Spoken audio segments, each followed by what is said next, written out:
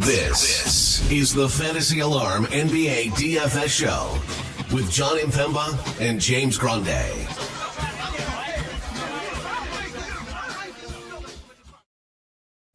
What is going on, FA Nation? John Impemba here with James Grande. Welcome into the Fantasy Alarm NBA DFS Playbook live show. We got 5 games here on a Tuesday and a ton of news impacting today's slate. Some news still to come.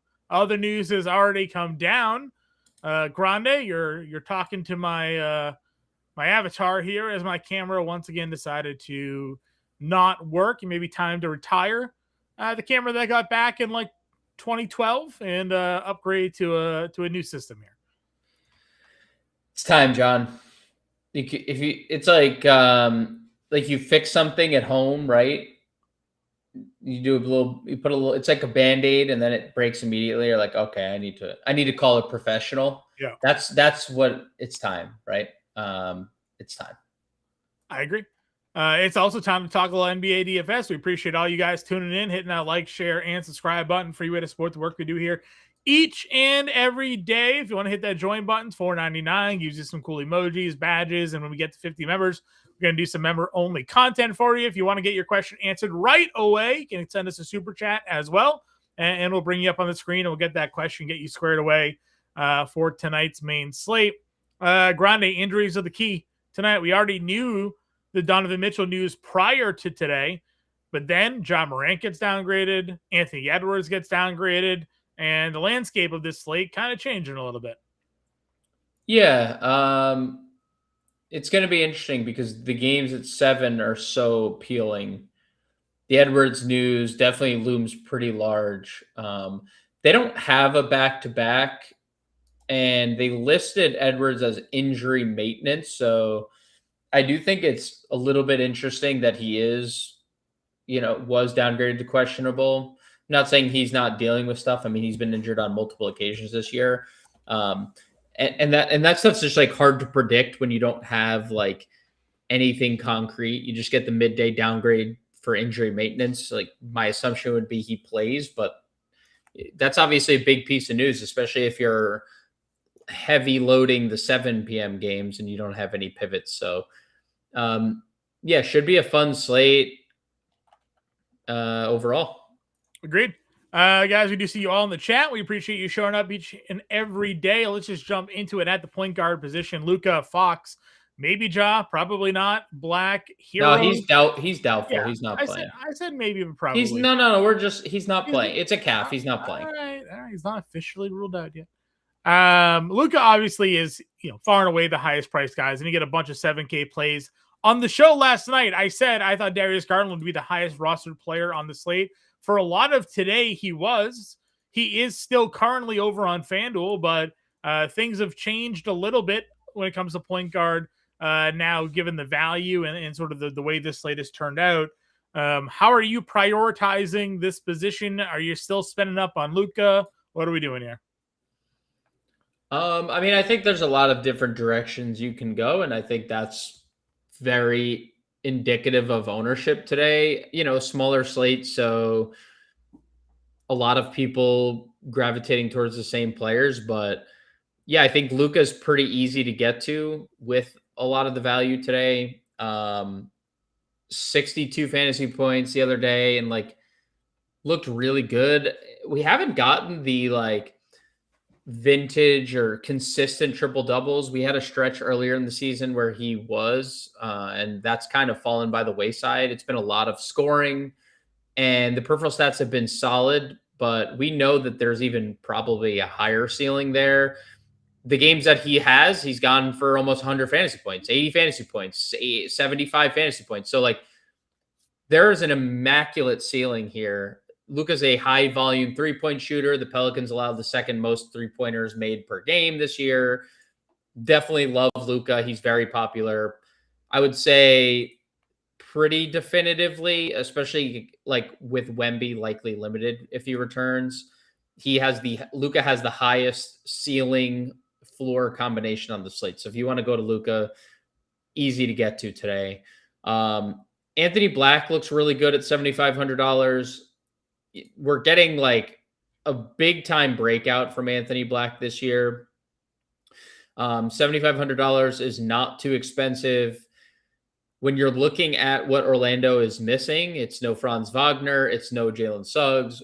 Without those players, Anthony Black is nearly a 27% usage player, 1.1 fantasy points per minute, and he's facing a Washington team ranking 29th in defense and 8th in pace. So love Anthony Black. And then Garland's your easy click, 7,200. Not a lot to like really think about here. He is a 31% usage player. He hasn't had obviously he hasn't had 32, I should say, usage. I don't want to sell him short. He hasn't had like a great year overall, but he is a super high ceiling player, especially without Donovan Mitchell. And I know Mobley was out the last time Mitchell missed as well, but he took 27 shots in that game. So like, obviously that will come down a little bit with Evan Mobley back and Jared Allen. Like they have most pieces available, but still 32% usage, 1.2 fantasy points per minute on DraftKings, 1.12 on FanDuel. And he's facing the 22nd ranked defense in Indiana, who's losing like every game, not being competitive, but losing every game. So if that, I think Luka, Black, and Garland are the priorities there. Yep. I'm in agreement with you there as well. Some small breaking sports news. John Harbaugh fired by the Ravens. That's kind of a big deal. The guy's been around for a long time coaching that team. All right, go down a little bit further. You had said, a lot. You're in on the Pacers today. You have McCollum down here, Cam Spencer in the 6K range, DDV if there's no Anthony Edwards. I mean, how are you breaking down the 6K? Is 6K better than the 7K potentially? No. Okay. That means Anthony Black and Darius Garland don't mean anything to you. That's no. Well, I'm just saying, like, Cam Spencer put up some big numbers without John Morant. Like you no, all right. No, you're getting too crazy. I do think that they're in play. I think like those players are in play. I think it's worth mentioning on the Cam Spencer front. I wrote it in the playbook. You guys can find it at fantasyalarm.com. Vince Williams is back tonight. He was upgraded from out to questionable to probable within like a couple hours. And he was operating as a point guard. I'm not saying he's going to start. I mean, he's almost missed a month, but I do think that there's going to be more of a timeshare between him and Cam Spencer. I think Spencer is the dominant in terms of member in terms of minutes, but I do think that there's going to be a little bit more of a timeshare with Vince back. But we'll see. Probably like 28-20 would be my guess if they are splitting time. I do have interest in Nembhard and Indiana. I think Indiana is fascinating. I know it largely has to do with Evan Mobley, but over the last 15 games, Cleveland's been a slightly subpar defensive team. They're 16th in defensive rating. But like no Benedict Mathurin, it matters a lot to just Indiana as a whole. And they're down multiple rotation pieces. They just cut Tony Bradley. I mean, it's just getting worse and worse daily for Indiana. So without Mathurin, Toppin, Isaiah Jackson, 23% usage over a fantasy point per minute. Indiana's 11th in pace, Cleveland's 7th. Like this is a fun environment. And no one's playing him. Like I think he's a really good pivot to like most of these other guys. Like Garland's obviously getting a lot of ownership, warranted, but McCollum's getting more ownership than Nembhard. Anthony Black is getting significantly more ownership. Dante DiVincenzo's another guy in his price range getting more ownership. So I think Nembhard has a really, really good floor, a really good ceiling as well. So that would be a spot I would pivot to in tournaments. Okay. Work our way down into the value range for today. Value point guard. There's a $3,400 point guard that at least now at the moment is getting some ownership. TJ McConnell is getting some ownership for some value here today. How are you approaching it? Yeah, I think there's a couple. We'll start on the Jace Richardson one. I think there's a lot of volatility with Jace Richardson. I'm not saying he's a bad play. I'm not saying he's a good play. They are, let's look at the facts. They're down Jalen Suggs and they are down Franz Wagner. That's basically it. They started Tristan da Silva last game over Tyus Jones. they're likely to do that again today. And Jace Richardson came in his second shift and looked really good. And I'm not saying that he can't do that again. He was a first round pick this year, pretty highly coveted rookie, like good ball handler, can shoot a little bit as well. But the Orlando secondary pieces, we've talked about this a lot, are very volatile, like just as a whole. They're very rotational, hot hand based. So there is a very wide range of outcomes. He's 3,200 and it's the Wizard, or 3,400 it's the Wizards. Like, it's a great spot. Yeah. Just there's volatility there. So I'm okay with it. I'm kind of indifferent about Jace Richardson. We'll see where the ownership lands. I think a pivot away, if you're looking for, I think, pretty solidified minutes, would be Craig Porter Jr. When you're talking about the rotation, I mean, we already know there's no Mitchell. We saw the Jalen Tyson downgrade midday. He, with an illness, he could potentially miss this one. And they've they've just put Porter ahead of Lonzo Ball in their rotation at this point. Lonzo has not looked good. And there's a couple factors, like last game, Dean Wade didn't play, and there's been guys in and out of the rotation. But Craig Porter's now played 23 plus minutes in 3 straight games, and now there's no Donovan Mitchell. I think he is definitely a pivot away from Jace Richardson if you're looking for players at this range that, I mean, he has been more consistently playing than Jace Richardson, and everyone's playing Jace Richardson because he had one good game and the matchup. Well, Craig Porter's had multiple consecutive, like, good ceiling minute games and has a good matchup as well. So Sure. I think Porter's a pivot. And just going back up to McConnell, yeah, I definitely like TJ. I like this game. Like, if Cleveland's going to probably run a bunch of small guard lineups with Garland and Craig Porter today, and that obviously benefits McConnell. Andrew Nembhard has spent the last couple of years playing as a traditional shooting guard, right? He's played alongside Tyrese Halliburton, so this is nothing new for Indiana. First game, Mathurin goes out, and McConnell's minutes are up to 21. I don't think that's a coincidence at all. You know, I don't know if we're going to get back up to like the 24, 25 minutes that we got out of McConnell before he like randomly got hurt again earlier in the year. But it's obviously a good trend that we've now seen it twice in the last 6 games. Yeah. So I think TJ is a pretty good value. You know, the field thinks he's better than pretty good. He's one of the highest roster point. And now that is going to be updated. It hasn't been updated in quite some time. So yeah, like, I'm kind of looking at ownership with a grain of salt right now, but I think McConnell, regardless of ownership, looks pretty good. Just, I mean, dude, he is, without Ben Mathurin this year, he's a 1.4 fantasy point per minute player. I mean, that's like, extrapolate that over like 28 minutes. CJ McConnell would be like a 40, put up 40 fantasy points tonight, you know? Yeah. No, I agree. And it's in the range of outcomes for him. We've seen him do it plenty of times. Yes. Our guy Anthony with some super chats here wants to know if he can basically play the entire starting 5 of the Magic, I guess, today. Am I safe to start Black, Bane, Banchero, and Carter? I don't see that. Where is that? Right here on the screen. You don't see the super chats?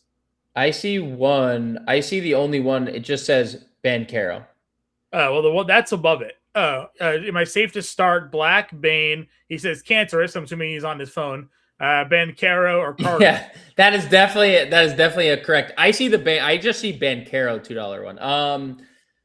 Well, he sent us stacking $4 total. Stacking 4 of them. I mean, yeah, you can. Like, they're down 2 primary pieces in Wagner and Suggs. I don't think it like correlates too well, but then again, like, if you look at their last game, they did all score a lot. Bane scored 30 actual.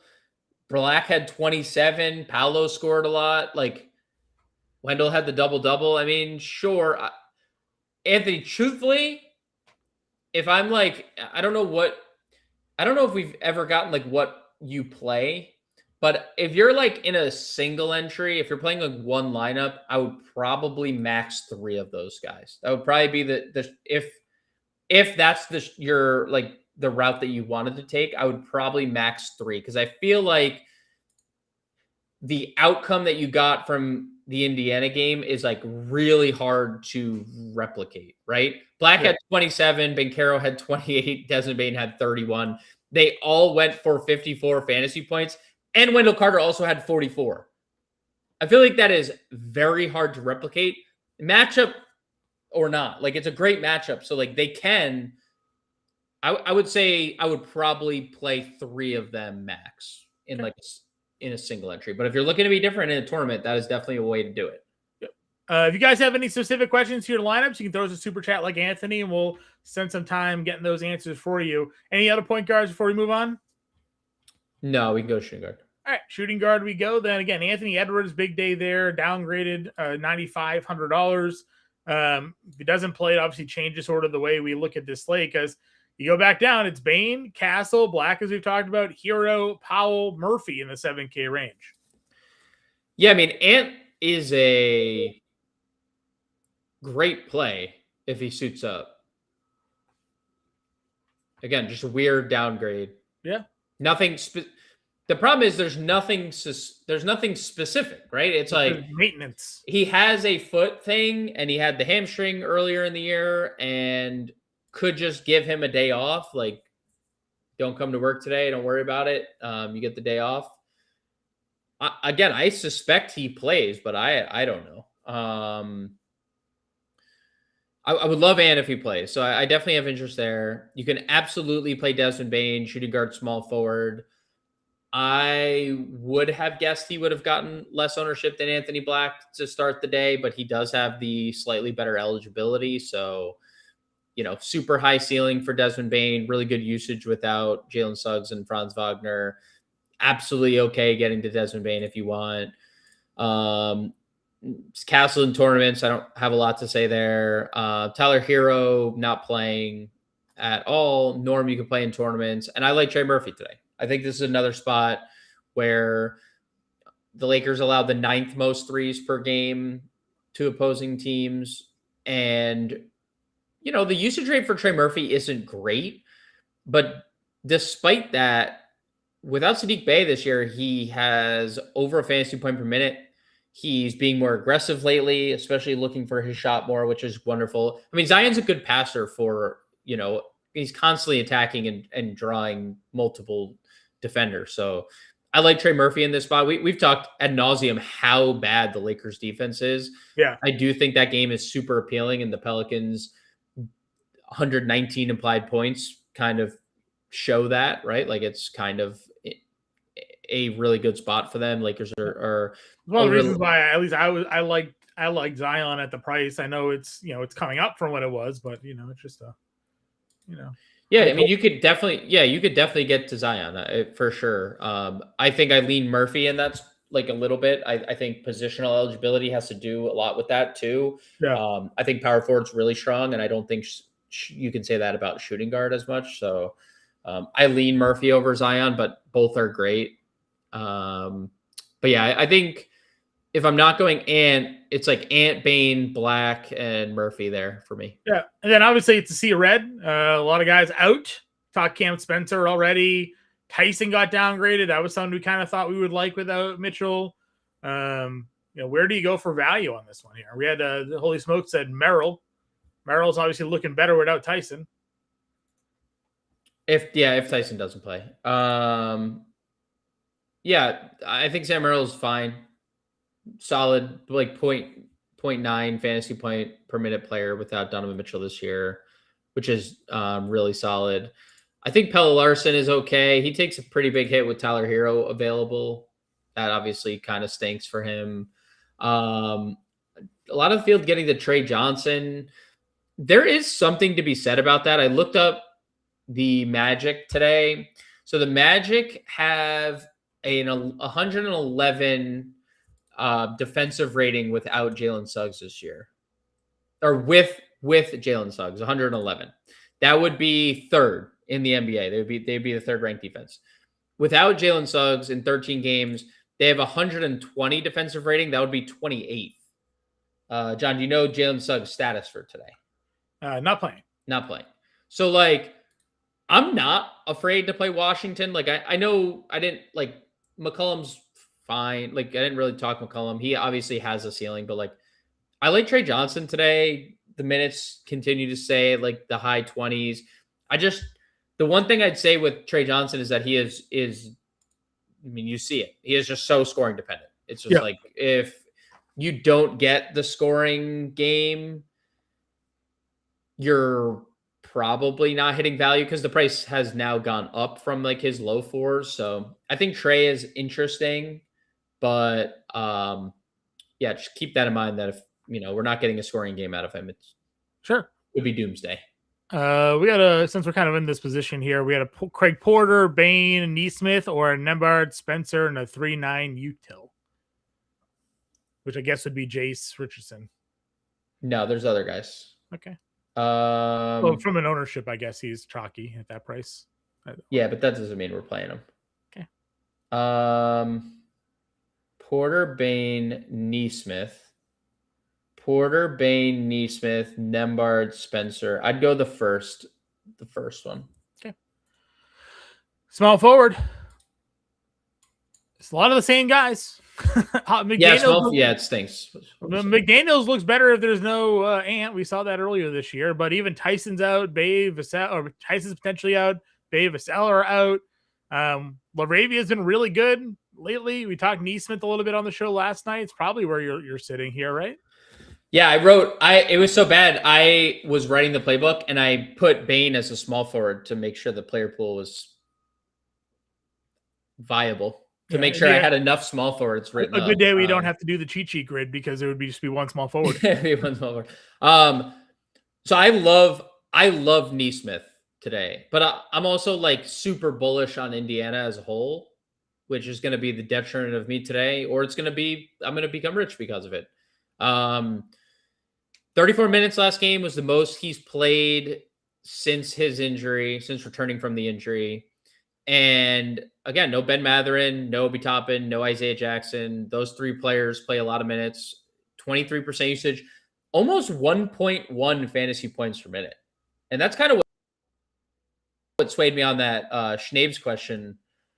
I really like him at a weak position.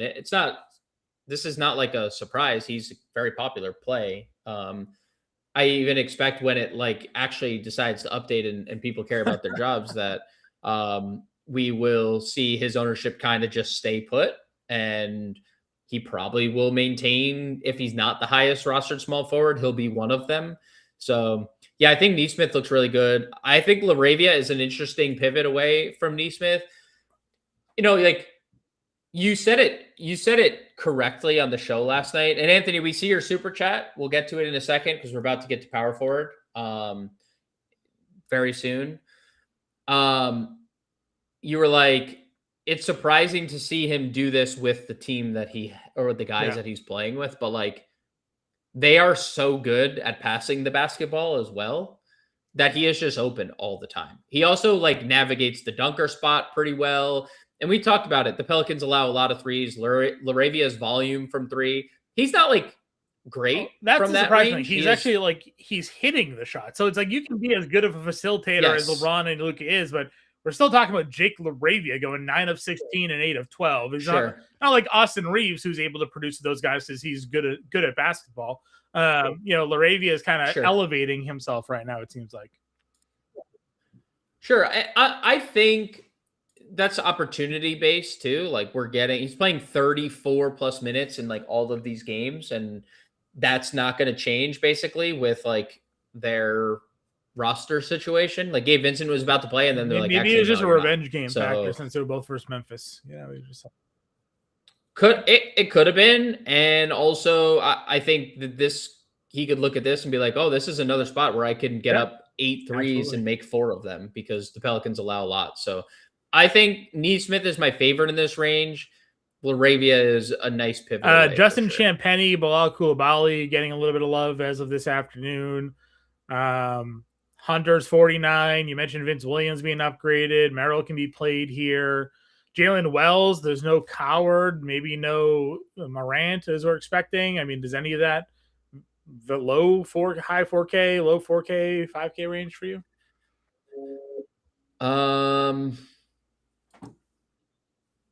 It doesn't.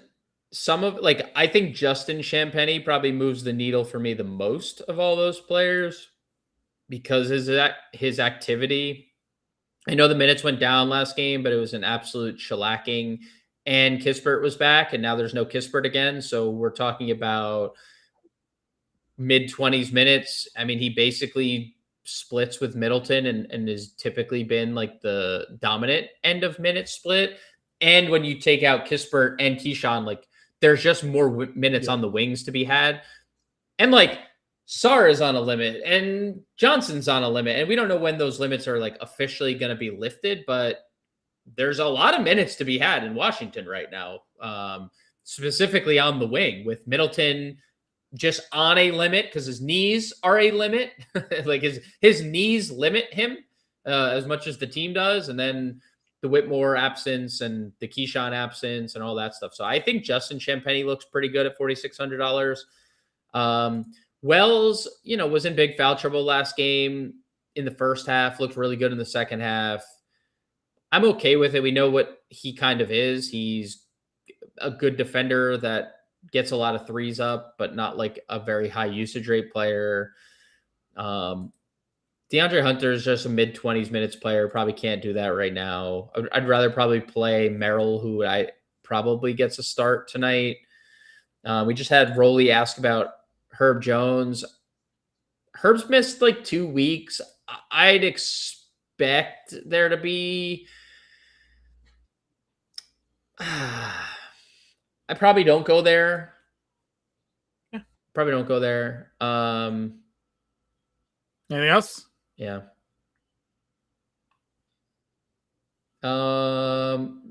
We could talk. Yeah, I mean, we'll talk to Silva here, I guess. Yeah, Silva's a guy that's getting some ownership. I don't. It's not exciting playing him because you look at Tristan Da Silva, he's less than 0.7 fantasy points per minute this year without Franz and Suggs. But he almost played 30 minutes last game. He started. I don't see why they would go away from that lineup, but he has to start to even be in our player pool. But he's 3,900 matchup, so you can make a case for sure. All right, let's get to power forwards. We're going to answer Anthony's question here. Anthony again with the super chat. Can LeBron or Siakam give you Banchero numbers? Yes. I do. I think so. So we'll start with LeBron. Obviously, that's the closest priced player. Has basically given you Banchero numbers. Paolo has still flashed the higher ceiling this year, and we're getting aggressive Paolo, but we're also getting aggressive LeBron, and the minutes are trending way up, 36, 37 the last 2 games. He's flirted with a triple-double in each of them. The free throws are up.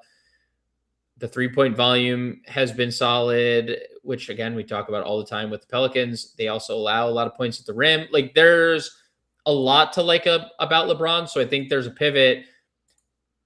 30% usage rate without Reeves and Rui. I think that looks great. And then Siakam, John. Yeah, I think Siakam also could get you 50.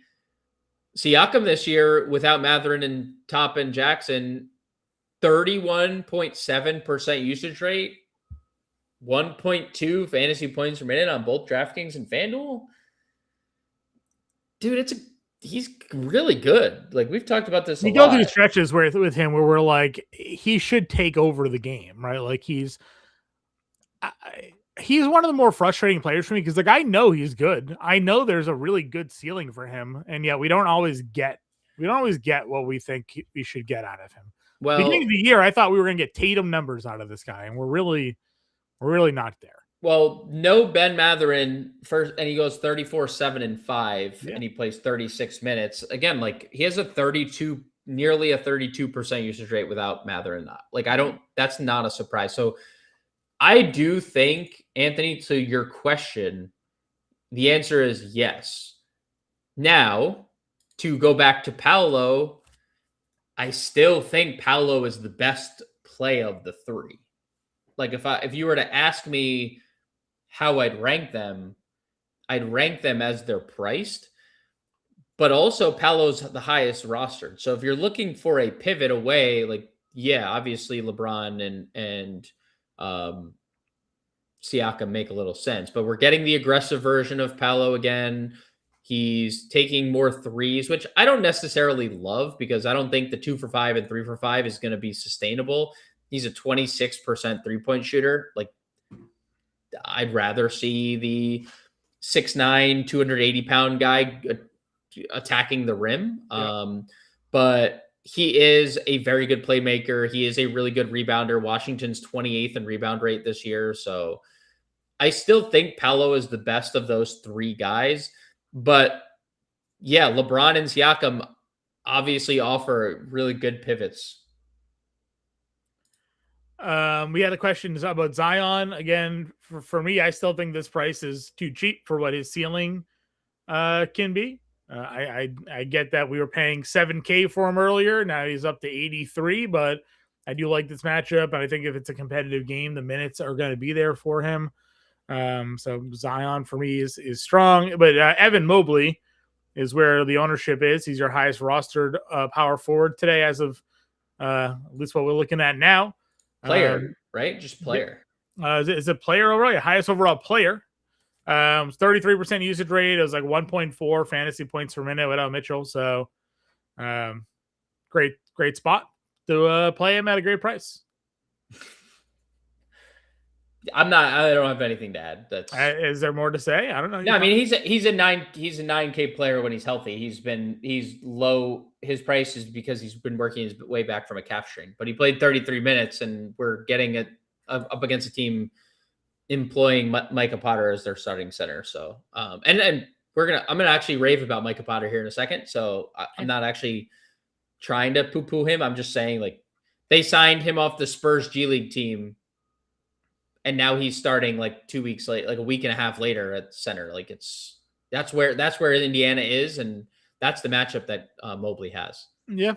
Aldama, Queen, Quality. I don't know how to say that name. He asked about Wiggins being a sneaky power forward tonight. What are we thinking of this range? Did you intentionally skip over Jaren Jackson Jr. or? I mean, kind of, but I know there's no job. I don't know if Wemby's back. You want to deal that matchup? I don't know. Oh, he's been playing tournaments for me. Right. I just have to throw him out there for tournaments. I just like him in tournaments. I mean, Mobley's cheaper. Oh, I don't know. Mobley's cheaper. No, I know for sure.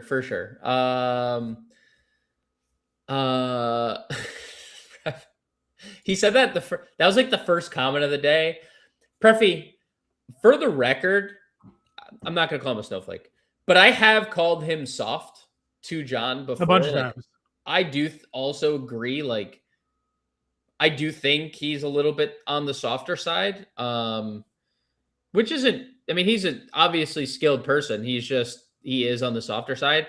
The problem is, like, Indiana's most physical player is Ben Mathurin, and he's not there. Or like TJ McConnell, who's pushing 6 feet. Yep. Like, Siakam's physical, but he's like also very like finesse player. So it's not one of those spots I worry about, like physicality for him. And he should do whatever he wants in this. Should do it. Should. You're right. I'm happy. It was an intentional should. I will say too, unlike other slates, this is a 5-game slate, but he's not like 60% rostered. He's 35, I think was what it was. Yeah, so 30. Yeah. Mm-hmm. So there's definitely some like fadeability to this, like if he goes off and you don't play him at 36%, it's not as if he's 70%, Well, I'm curious of what it's going to be in single entry, because that's fair. Yeah. I think like if you're a single entry player, it's going to be over 50%. Like I think that makes sense. The Cleveland stuff I think is going to be over 50%. I think in tournaments largely holds true, right? Like it will be 30. So I think you'd probably be able to like live without it. I cover Boyd Evan Mobley today. So I personally don't have anything bad to say about him. You read the numbers. I'm not going to add to it. Yeah, it's ridiculous. I think to your I was mostly kidding on Jaren. Always tournaments. I like Aldama quite a bit. I was kind of like holding out on Memphis just like as a base because I didn't know what I didn't know what their statuses were going to be.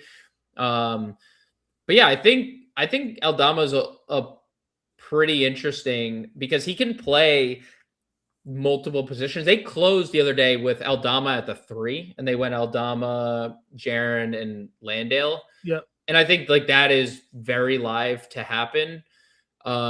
Here again, barring Jaren stays out of foul trouble, obviously, but without Morant, Edey, and Cedric Howard this year, Santi Aldama nearly 23% usage, 1.14 fantasy points per minute.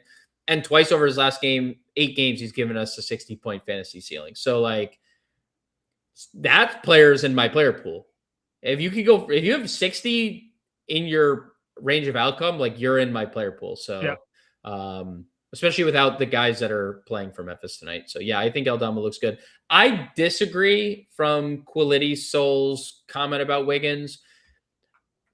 Not that I think like he's a bad player, and not that he could in theory get there. I know Jaime Jaquez is out, but Tyler Hero coming back does play a factor here and does play a role. Like we assume Hero's going to be limited. That's, obviously like a safe assumption. He's a high usage player. He's just a high usage player. That's like kind of just what it comes down to. So like you're now putting Hero and Norm together, and you have Bam and Ware like as a unit. I mean, Wiggins is like a fine player. Like he's fine. I don't even know if he would be in like my top 3 favorite Heat today. I don't really like the Heat. It's a tough spot to begin with, but Wiggins wouldn't be like the first name I'd get to on that team if I were playing anyone on that team. Okay. Nas Reed, we talked LaRavia already, Jovic, but they're getting healthier with Miami, as you just kind of expanded on. Any of these Washington guys, like where do we look to go next? Yeah, I mean, Nas is always in play in tournaments. Another like super wide range of outcome play. I mean, look at just his last 4 games as the perfect example, right? Ceiling of 48, floor of 16. It's the Nas Reed experience. Like he is really good and can make a lot of threes, or they decide to go Rudy Gobert and more Julius Randle. There's a lot of different outcomes that they could deploy. So I would like Nas Reed quite a bit if there's no Anthony Edwards. They typically lean on Nas for his scoring punch in those situations. So tournaments for now. Talk to LaRavia. Jovic gonna play mid-20s minutes. Like obviously another guy who has been pretty good. But again, you're putting Tyler Hero, who's a pretty high usage player, into the fold, and that Jovic has been on the ball a lot in that second unit. So he's going to be taken off the ball, I think, a bunch here. I like Justin Champagnie, as we talked about. And then there's 2, I guess 3, because we talked to Silva. There's 3 guys down here worth mentioning. It's Micah Potter, it's De Silva, and it's Gigi Jackson. I think Potter weirdly is my favorite in that group, which I never thought I would say. And I put it in the Discord the other day when he first got his start. I was like, Micah Potter starting, don't worry about it. Yeah. And I was wrong. Hand up, I was totally wrong. I mean, he has been really good as a starter, and it mostly has to do with his spacing. And we saw that last year, right? Miles Turner, we saw that with Tyrese Halliburton run team. like Indiana just played fast and they paced, right? Or they fast pace and space. That was like their whole program. Yeah. And Michael Potter provides that. So they cut Tony Bradley. I don't think that's a coincidence. Like Michael Potter comes in 26 plus minutes in 3 straight games, back-to-back starts, 28 plus minutes in each of those games. And like, he's not a high usage player, but he's over a fantasy point per minute in the 80 minutes that he's played without Benedict Mathurin. So take that for what it's worth. I definitely had more interest in Micah Potter than I thought I would here, John. Okay. Power forward center eligibility. We talked to Silva, and then Gigi. So when you look at Gigi, he started the second half when Coward went down the other day against the Lakers, and Coward obviously had that like monster first half before the injury. They started Gigi in the second half. He played like he did like the classic Memphis shift, right? 4 minutes, whatever. He played about 14 second half minutes. He didn't close the game, and they went back to Aldama. They played I mentioned they played that triple big lineup with Spencer and Jalen Wells. I do think there's something to be said there with Gigi playing that many minutes. And when you look at Gigi Jackson this year, without Cedric Howard, Zach Edey, and John Morant, he's over a fantasy point per minute. It's a pretty good outcome for could be a pretty good outcome. I mean, the pace is 28 minutes. That doesn't mean he was going to play 28 minutes. And also now you have to factor in there's Vince Williams thing stepping in as well. So you're now adding, could Vince Williams just simply take the Javon Small backup point guard role? He could. Could they both play? They could. So there's a lot of factors with Memphis today. I think Gigi is interesting because I guess there's a chance he starts, right? If they started him in the second half, they could just go with their Santi Aldama triple 6'10" and up front court as well. So there's a lot of different outcomes for Memphis today. I think Gigi is one of the possibilities to draw a start for sure. Yep. I'm totally on board with that. And we'll obviously see what could happen there. You've kind of talked a little bit about some lineup building strategy. We'll do that when we build our core play for today. If we go on over to the center position, obviously Mobley has dual positional eligibility. Jared Allen is getting a little bit ownership love. And we built our core lineup last night using Wendell Carter Jr. Those are your top 3 at the position. Nobody in on Wemby tonight. Are you buying that?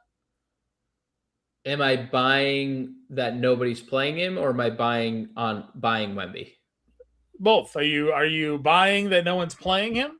Because we've seen obviously that not always be the case. Like if he ends up being active, people kind of pivot to him. Do you think there's any real limitations here? What are your expectations? I am not in on Wemby, and I think the field is not in on Wemby. Okay. Whether he plays or not. There has been a lot of injuries lately, and he was already limited, and I'm not saying that he wasn't going crazy, but 50 fantasy points at 9,900 is not good enough. If you're paying 9,900, if I'm playing Wemby tonight, I need 60 basically to feel like I can win a tournament. And I feel like I can get that from other guys in the 9K range. I feel like I can get that from Ant. I feel like I can get that from Paolo. I feel like I can get that from LeBron. Maybe 55 from LeBron, but he's $1,000, almost $1,000 cheaper. So I don't have a ton of interest in Wemby. He went through morning shoot around. He is officially listed as a game time decision, but he went through 5-on-5 yesterday. So I expect him to play. I don't think the ownership changes. I don't think unless they were to come out and tell us explicitly, no limit or 30 minutes. 30 minutes, I'm in. Sure. 20, anything less, 24, 25, 26, I'm not. All right. Where do you go next then? Again, we've already talked Mobley. Which center do we key on next? Okay, so we got updated ownership here. So this is what I'm talking about. So all right, people are back on the Micah Potter train. That's annoying. The next center that I like is Alex Sarr. Okay. Another one who is like kind of limited, but it's obviously different because he's only 7,100. But this is the French center I would play today. There's a massive ceiling. He blocks every shot at the rim, or at least he goes for every shot at the rim. He's obviously a high usage player, leads the team in that category without Keyshawn, Whitmore, and Kispert. And he leads the team in fantasy points per minute in that instance as well. 1.3 fantasy points per minute, almost a 26% usage. I think that the minutes limit, as we've seen, just continues to go up. The Minnesota game was a 25-point loss, 26-point loss. So that's kind of doesn't matter here. But 28 and 29 minutes to 2 games prior, I think 30 minutes is well within the range of outcome. And I talked about it. Like the Magic would be or if their season-long defensive rating was what it is without Jalen Suggs, they'd be the 3rd worst rated defense in the NBA. So Yeah. I am definitely interested in Sarr in tournaments for sure. So that would probably be the next guy I'd get to. Okay. From the updated ownership, as you said, that just came through, Wendell Carter Jr. still 3rd. You mentioned Michael Potter up, rising up the ranks there as well, which leaves out, your Miami centers, your Minnesota centers, Derek Queen. Like, what are your thoughts in that group before we get to Allen and Wendell Carter? Hope if you play them, I hope they do well for you. Okay. I don't There's have nothing you're interested in. You can play them. I mean, like Rudy has a tournament. It's fine in tournaments. Queen's fine in tournaments. Like I just don't have like strong takes there. All right. Because I mean, if Edwards is out, obviously it's not like a direct impact for someone like a Rudy Gobert, but yeah, I mean, it could be because they could elect to go Nas because if they need more offense, Sure. So I don't have like I don't have any strong desire to play any of those guys. Okay. Are you playing Jared? Would you play Jared Allen? I mean, it's a step in the right direction that the minutes are where they are for sure. And that Denver game, like Evan Mobley played, which is a good thing, right? Like you want Jared Allen and Evan Mobley to play together, and they closed together as well, which is shocking because we've seen that like never happen. So yeah, I'm good with Jared Allen. I'm definitely good with Wendell Carter. I think in most instances, I would play Carter over Jared Allen. That's probably a take there that I would have, like slightly less ownership, save $600. I feel like Jared Allen and Wendell Carter look pretty similar. Okay. Value, you mentioned you talked Potter already. Is there anything else that you'd play here? Yeah, I like Landale at 5K. I don't know what they're going to do with their starting lineup. They're a team that changes it each and every day. But he started last game. He had a little bit of a calf issue, missed a week, came back. 29 minutes were the most he's played since the calf issue. I was pretty surprised to see some of the Landale numbers tonight, or when I was looking earlier in the day. No Morant, Edey, Cedric Howard. It's a 300-minute sample, and Jock Landale has a 24% usage and averages 1.2 fantasy points per minute. That's obviously wild. Like Victor Wembanyama exists in the world, and he's on the other side of the court. But like 24% usage and 1.2 fantasy points per minute is no joke. So for a 5K player, if he were to start and play 28 minutes, I'm not against using him in a tournament. We had the Goga Batadze question as well. There's always a case to play him because he is a good fantasy player, and it's a great spot. Washington is 28th in rebounding, and they're 29th in defense. Like, could Goga Batadze have 4 putback dunks tonight? I was gonna say he gets on the floor and gives exactly what he did the other day versus Chicago, right? 5, 4, 3, 2, and 2. Wouldn't be surprising in the slate. I mean, it wouldn't be surprising if he had the Indiana line. Like it's easily possible, not a priority for me tonight, but like, yeah, I don't hate it. I don't hate the idea of it. The backup centers are always fun because they get out there and they can just wreak havoc. Dude, They play right next to the rim, so they get rebounds and putbacks all the time. Dude, it's totally true. Like it is like you hit on the right backup center on a given night, and you could literally have like you play Day'Ron Sharp on the right night, and you have 30 fantasy points from like 10x in 16 minutes because. Yeah. But yeah, Goga is absolutely in play. He also, we just saw him give 4 fantasy points. Like that's also a backup center for you. Very much, yeah. Also the backup center, exactly. All right. So we talked a little bit, you and I, right before we went live, and you threw some words of wisdom into our Discord as well about lineup construction today, with a lot of the injury news still kind of to come down, and when roster lock starts. How much investment in the early games are you having? How much room are you leaving yourself for the 8 o'clock locks? I mean, I think it depends on your risk aversion and like how you want to handle it, because like Ant's still getting a bunch of ownership, or he was at least. It's about 19%. So like he's still getting like a decent amount of ownership. I think Cleveland, Orlando, and Indiana are like great in such good spots. But like, if you want to look at it from the perspective of like, okay, instead of playing Paolo, I'll do LeBron or I'll play Ant in my util, right?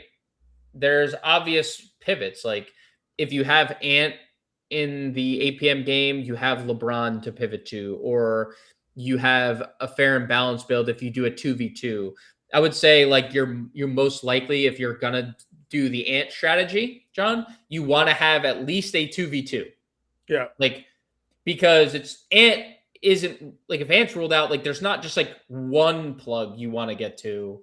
It's Randall or someone and someone, right? Like it's going to be more than one. So, because Minnesota is one of those teams that just plays a very, very short rotation. So if we don't get the news and you do want to wait, you need to do a 2v2, whether that's figuring out, okay, I'm going to play Luka and a value, but if Ant's out, I'm going to play Randall and someone, or I'm going to play Ant, if Ant's in, I'm going to play Ant and someone else. So that would be how I approach it.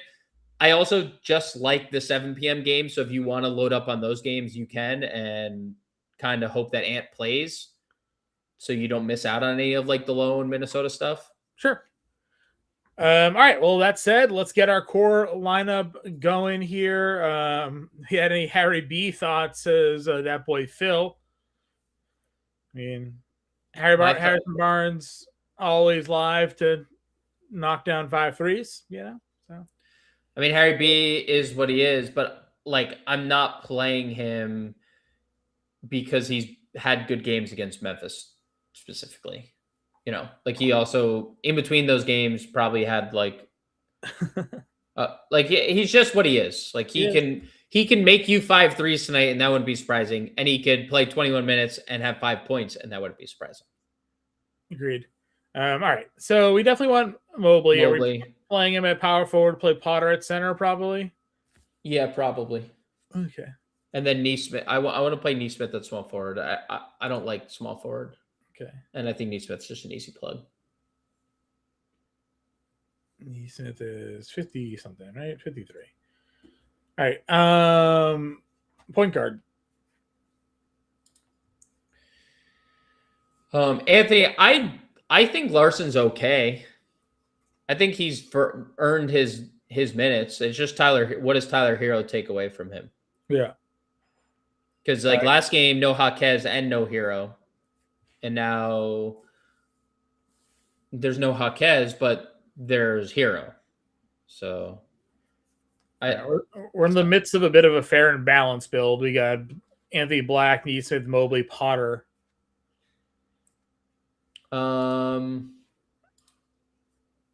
Yeah, I like that. You try to get to Luka. Getting Luka gives you a 44 a play. Yeah, as I say, I don't think you can. You could. It's a weird one. You would play like GG in your forward spot and do stuff like that. But you could also do. You could also do maybe just like end it with Paolo. Banchero gives you 54. You go Black, Neesmith, Mobley, Potter, Banchero. Would you rather? I think I asked this to start the show, but we'll wrap it up as well.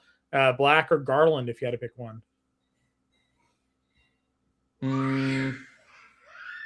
Probably Garland, but it's close, dude. It's close. Orlando's got the matchup.